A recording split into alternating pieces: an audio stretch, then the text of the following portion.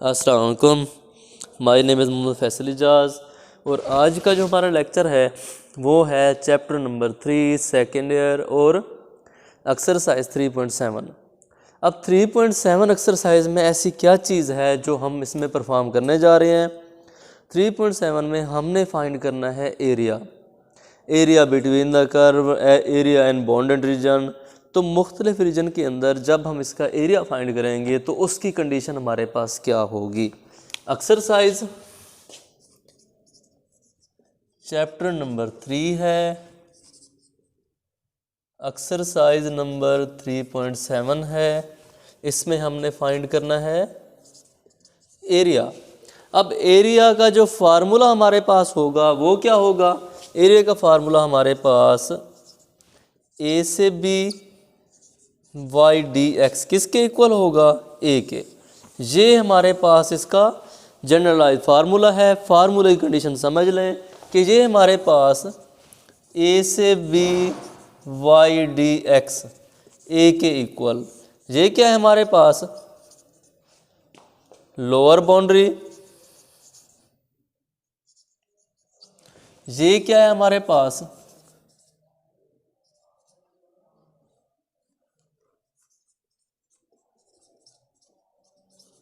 अपर boundary, function area. ये हमारे पास total इसका फार्मूला है। अब इसी फार्मूले के मुताबिक हमने सॉल्व करना है। लोअर टर्म क्या होगी, अपर टर्म क्या होगी, इसकी दो तरह के क्वेश्चन आएंगे। नंबर 1 क्या होगा, लोअर और अपर टर्म गिवन होगी, किसके इलांग होगी, इलांग टू एक्स। जो डी के साथ वेरिएबल है ये इसका डिफरेंशिएशन का वेरिएबल कंसिडर होगा। डी के साथ ए भी होता तो वेरिएबल ए होता, डी के साथ वाई होता तो वेरिएबल वाई होता। वाई जो हमारे पास है y equal to f of x है, तो वाई को हम एफ ऑफ एक्स से कंसिडर कर लेते हैं। तो ये हमारे पास इसकी कंडीशन है। वाई लिखें या एफ ऑफ एक्स लिखें एक ही चीज़ है।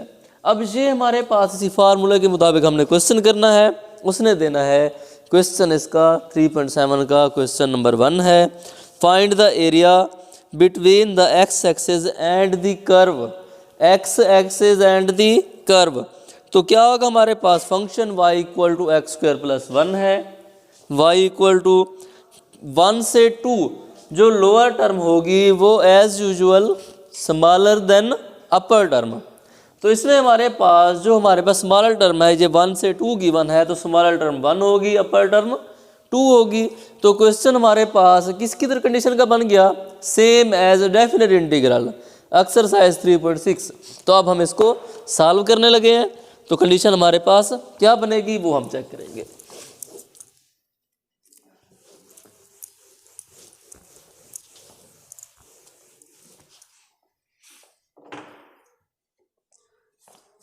अब इसमें हमारे पास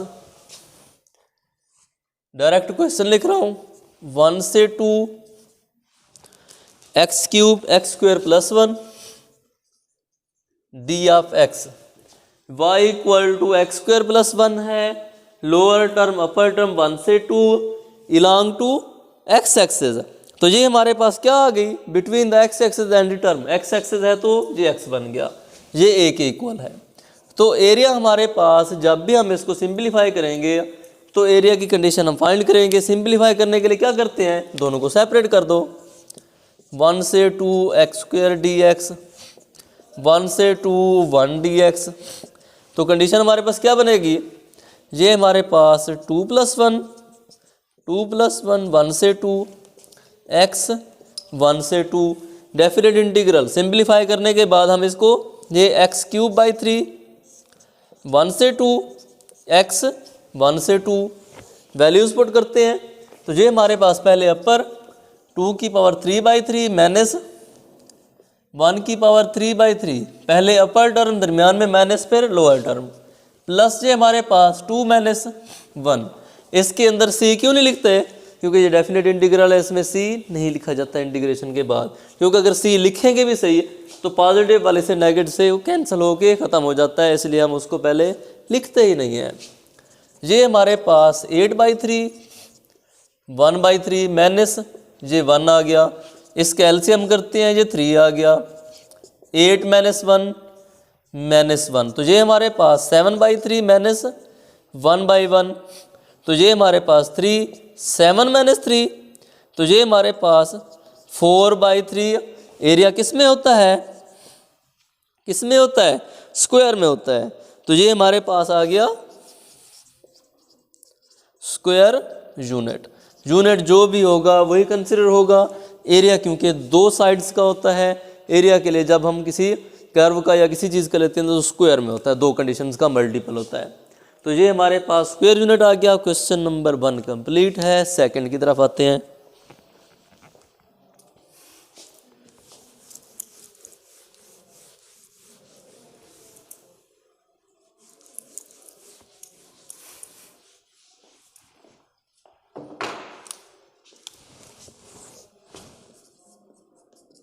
क्वेश्चन नंबर 2 है। इसमें क्या है हमारे पास, फाइंड द एरिया। एरिया हमने फाइंड करना है। फंक्शन हमारे पास y = 5 - x² है। टर्म हमारे पास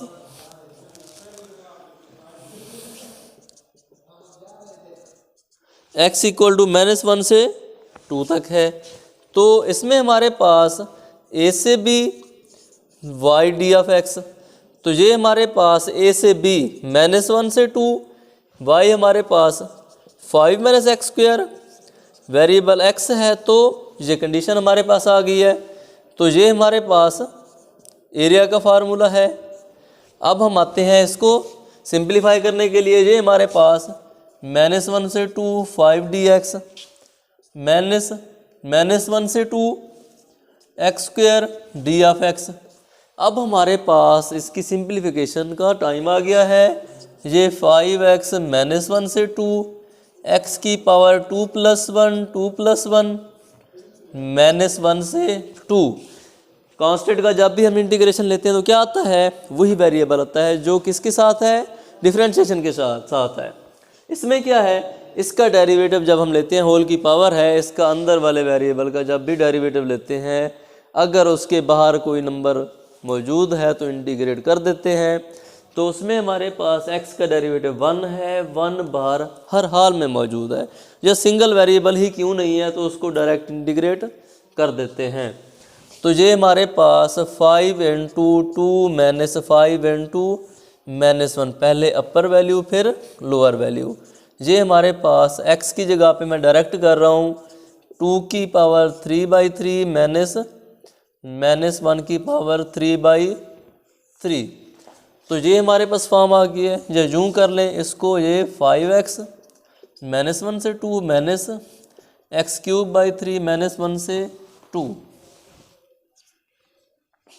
तो ये कंडीशन हमारे पास 10 प्लस का 5 आ गया, -8/3 +3। नेगेटिव की पावर हमारे पास ऑड है। नेगेटिव की पावर जब भी हमारे पास ऑड आती है तो ये क्या बनता है, पॉजिटिव नहीं होता, नेगेटिव रहता है। अगर इवन होता है तो ये क्या बनता है, पॉजिटिव। तो इसलिए ये नेगेटिव रहा है, नेगेटिव नेगेटिव पॉजिटिव यहाँ आ गया है। ये 15 बन गया है, माइनस ये 3 8 + 1 15 -9/3 सिंप्लीफाई 3 15 - 3 12 स्क्वायर यूनिट। क्वेश्चन 2 हो गया है। थर्ड पार्ट पे आते हैं। थर्ड में क्या कंडीशन है, वो भी सेम एज इसी तरह गिवन है। तो उसके बाद कॉम्प्लिकेशन फिर स्टार्ट होगी कहाँ से, 5 है उससे।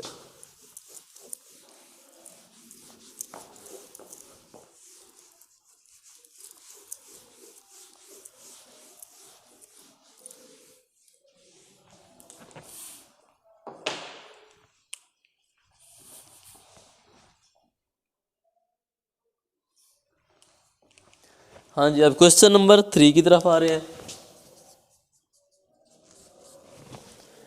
फॉर्म क्या है हमारे पास, इलांग x एक्सेस है, तो ये हमारे पास y = 3x² रूट टर्म का क्या है, x equal to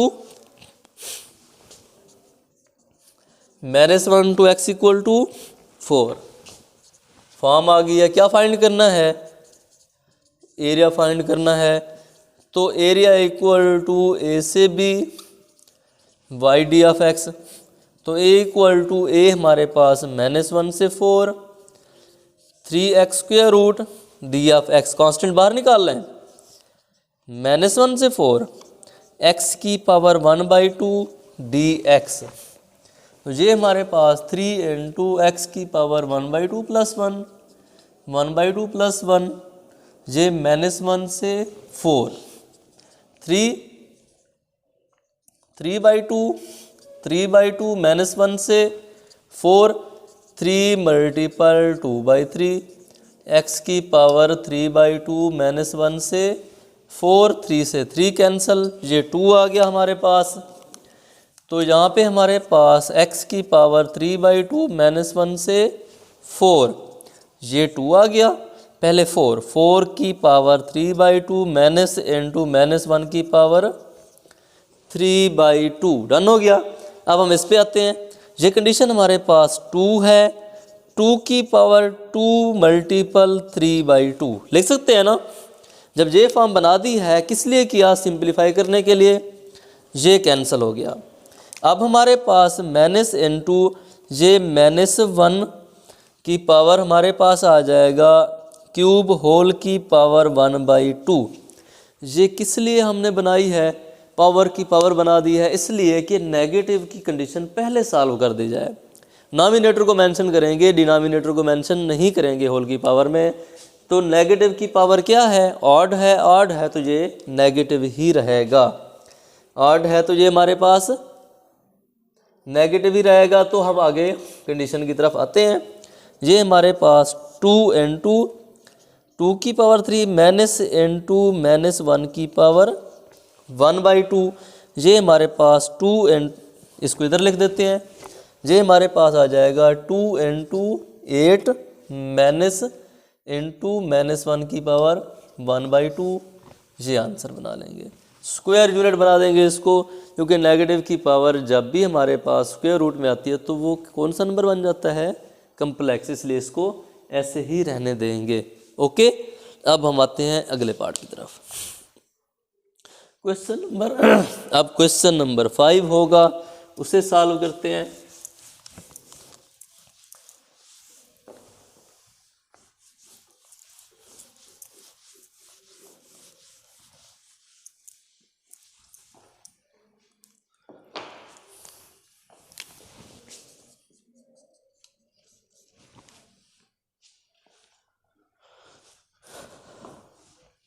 area find करना है। फंक्शन हमारे पास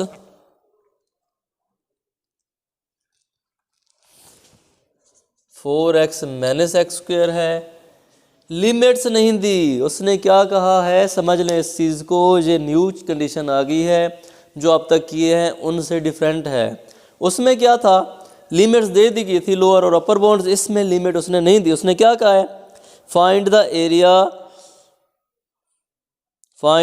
area between the x axis and the curve y equal to 4x - x²।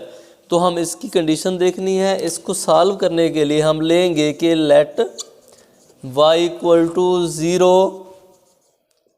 in 1। अब ये 0 आ गया, ये 4x - x² है। x कॉमन लेते हैं तो ये 4 - x, दोनों को एक x इक्वल टू 0, एक 4 - x equal to 0, x equal to 0, दूसरी x इक्वल टू 4। हाँ जी, लिमिट पॉइंट हमारे बन गए हैं। तो ये ये कौन सा लोअर हो गया, ये अपर हो गया। पुट करते हैं। ये हमारे पास 0 से 4x - x² D of x। तो ये 0 से 4x - 0 से 4 x² डी ऑफ x। 4 बाहर आ गया, x की कंडीशन पे x की पावर 1 + 1 1 + 1 0 से 4 2 + 1 2 + 1 0 से 4। अब हमारे पास ये कंडीशन आ गई है कि 4x² 2 0 से 4 x² 2 0 से 4 कैंसिल कर दें 2x² 0 से 4 माइनस x² 2 0 से 4 वैल्यूज पुट करते हैं। पहले अपर 2 into 4² minus 2 into 0² negative 4² 2 minus 0² 2। तो कंडीशन क्या बनेगी हमारे पास 2 इंटू 4 का स्क्वायर 16 आ गया माइनस 0 दरमियान में नेगेटिव का साइन 16/2 माइनस 0 32 माइनस 8 बन जाएगा। 32 माइनस 8 कितना बनता है 2 कट करे 30 फिर ये 24 स्क्वायर यूनिट। डन हो गया। अब हम आते हैं अगले क्वेश्चन की तरफ। हाँ जी, अब हम आते हैं अगले क्वेश्चन की तरफ। उसमें क्या करना है, उसमें क्वेश्चन नंबर है 7, उसकी एक कंडीशन दे दी गई है, बाकी कंडीशन हमने सेम एज इसी तरह सॉल्व करना है। किस तरह, x की व y को 0 पुट करके कंडीशन बनानी है। याद रखना एरिया या इसमें ग्राफ के अंदर इसका ग्राफ डिस्प्ले होता है, इन्हीं के अंदर ग्राफिकल क्वेश्चंस में या हमारे पास कम्प्लेक्स फॉर्म, जो भी कम्प्लेक्स फॉर्म होती है, अनडिफाइंड फॉर्म होती है, एक तो इसके अंदर टोटल जो कंडीशंस आती हैं वो रियल लाइन की आती हैं। रियल लाइन की कोई भी कंडीशन होगी उसके ऊपर कम्प्लेक्स अगर आएगा तो वो रिप्रेजेंट नहीं करेगा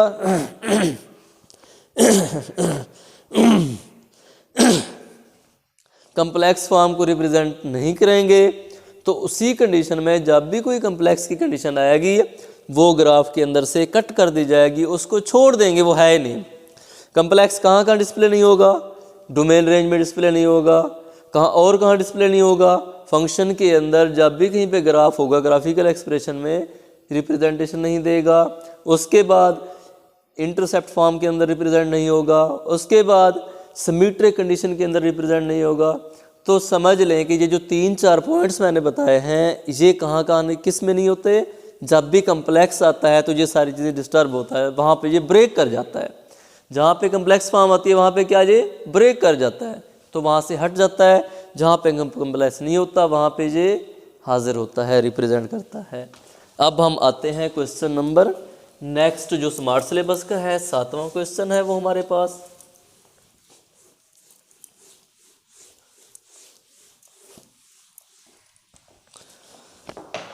क्वेश्चन नंबर 7। अब इसमें हमारे पास वैल्यू है एरिया, हमारे पास एरिया हमने फाइंड करना है। y इक्वल टू हमारे पास x² + 2x - 3 है और ये किस चीज़ की इक्वेशन है, ये पैराबोला की इक्वेशन है।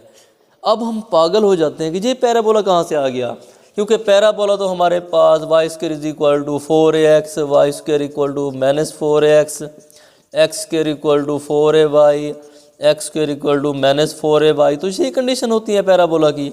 ये कहाँ से आ गई है, तो पैराबोला की ये कंडीशन जब भी हम इसको होल की स्क्वायर बनाते हैं, इसका होल का स्क्वायर बनाने के लिए, अच्छा सिंपल सा बता देता हूँ, ये x² + 2x आगे हमारे पास क्या कंडीशन होगी, +1 -1 -3, ये बनता है होल का स्क्वायर। x + 1 का स्क्वायर -4 को इधर ले आओ, y + 4 x + 1 का स्क्वायर, इसको कैपिटल Y लिखता हूँ, x + 1 का स्क्वायर। तो क्या बन गया हमारे पास, y किसके इक्वल आ गया, तो ये हमारे पास x², ये x + 1 को कैपिटल X लिखता हूँ, x² = y। 4a कांस्टेंट है, 4a इसमें कुछ भी नहीं है, 1 आ गया, 4a 1 आ गया। तो ये किस चीज़ के बराबर आ गया, क्या ये पहली कंडीशन हमारे पास ये वाली बनती है, इस कंडीशन को बनाया जाता है तो ये कंडीशन बनती है। तो हम डायरेक्ट इसको तो ऑब्जर्व नहीं करते, इस कंडीशन से समझ आती है कि ये बनती है। तो उसने पहले ही बता दिया कि ये हमारे पास एक पैराबोला है। तो ये एक एक्स्ट्रा पार्ट था जो आपको एक ग्राफिकल कंडीशन की बताने के लिए ये बताया है। अब हम अपने क्वेश्चन की तरफ आते हैं। तो उसमें लिमिट पॉइंट सिर्फ उसने दिया है x equal to,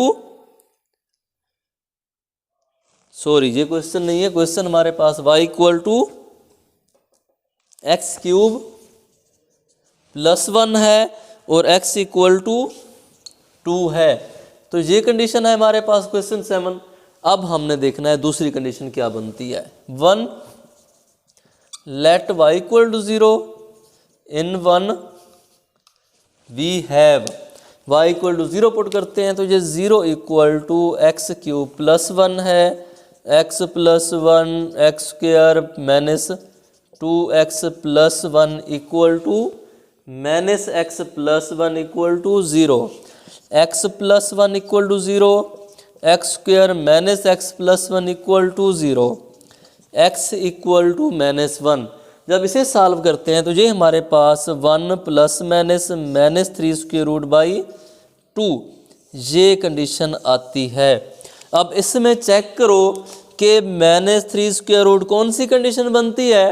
square root के अंदर जब भी नेगेटिव नंबर आता है तो डायरेक्ट माइंड क्या करता है, कम्प्लेक्स फॉर्म है, कम्प्लेक्स कंडीशन बन जाती है। तो कम्प्लेक्स वाला पहले कह चुका हूँ इसके अंदर नहीं होगा, सो ये नहीं होगा। एक वैल्यू ये है, एक पहले की गिवन है।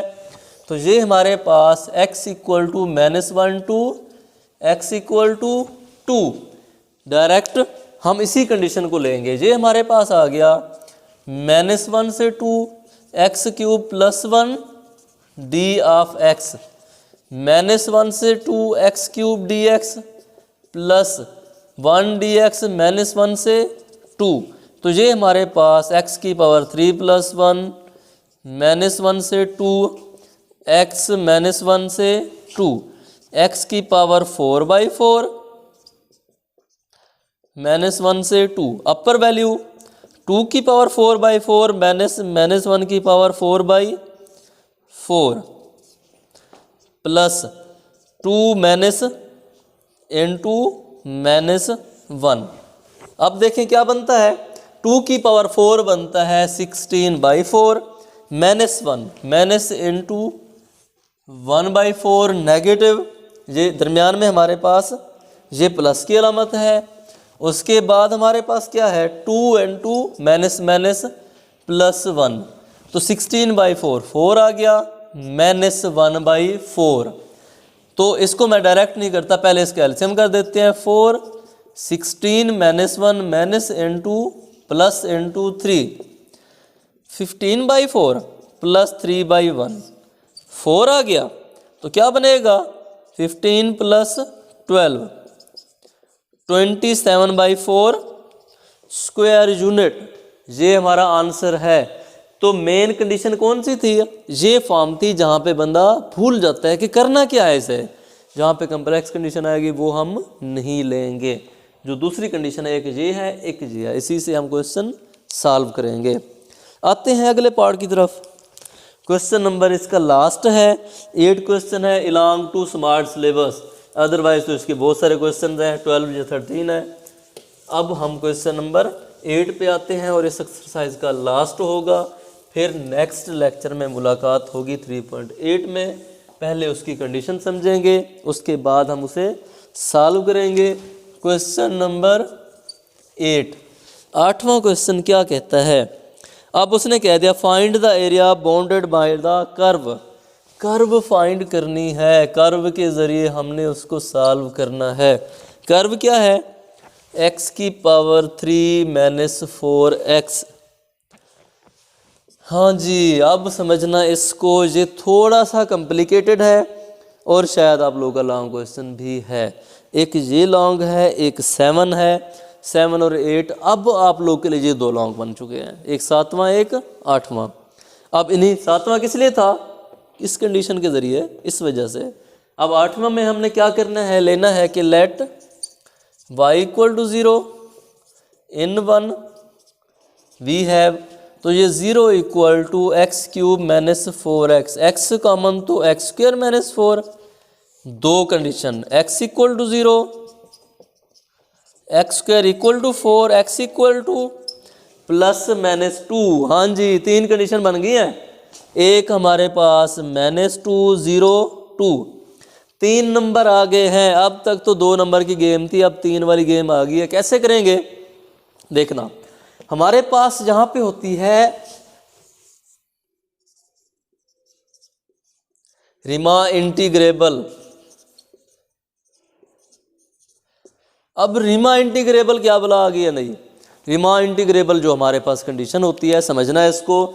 अगर हमारे पास एक है a से c f(x) dx, इसके दरमियान में एक ऐसी वैल्यू सैंडविच कर दी जाती है जो हमारे पास दोनों के साथ रहे। कैसे रहे देखें, ये हमारे पास a से b f(x) dx plus b से c f(x) dx। अब कैसे, एक सिंपल सी बात करता हूं कि हमारे पास अगर dy/dx होती है तो ये dy/du/dx होता था। चेन रूल होता था ना, चेन बनती थी ना इनकी। तो इसी चेन के मुताबिक हमारे पास ये 2 वैल्यू, एक का हमारे पास वो परपेंडिकुलर और एक का एक का डिपेंडेंट और एक का इंडिपेंडेंट। इसका इंडिपेंडेंट और इसका डिपेंडेंट सेम होता था। चेन मोहरे बन गए ना एक दूसरे के सेम। क्या ये देखें, क्या ये एक दूसरे के मोहरे नहीं है, सेम नहीं है? तो इसी के मुताबिक चाहे 10 तक भी ओपन करते जाए, जो बनती जाएगी कंडीशन उसे देखेंगे। ये बनेगी क्या, -2 से 0 फिर 0 से 2। क्या चेन बन गई हमारे पास? उसी चेन को हमने चलाना है आगे, तो हमारे पास वो कंडीशन आएगी। उसको क्या कहते हैं, रीमा इंटीग्रेबल। ये आ गया हमारे पास, कंडीशन आ गई -2 से 0 x³ -4x d(x), और ये 0 से 2 x³ -4x d(x). हाँ जी, कंडीशन हमारे पास बन गई है। इसी कंडीशन के मुताबिक हमने देखना है क्या बनता है कि पहले हमारे पास इनकी डायरेक्ट इंटीग्रेशन कर रहा हूँ। ये हमारे पास x³ 3 + 1 3 + 1 -4 × x³ 1 + 1 1 + 1 -2 से 0, और ये हमारे पास इसकी भी इंटीग्रेशन कर रहा हूँ x³ 3 + 1 3 + 1 -4 × x³ 1 + 1 1 + 1, और ये 0 से 2। ये कंडीशन बन गई ना हमारे पास। अब हम इसे सॉल्व। हाँ जी, इस क्वेश्चन में हमारे पास कंडीशन है यहाँ पे नेगेटिव, तो ये हमारे पास नेगेटिव की वैल्यू, फिर इंटीग्रेट इसको करेंगे।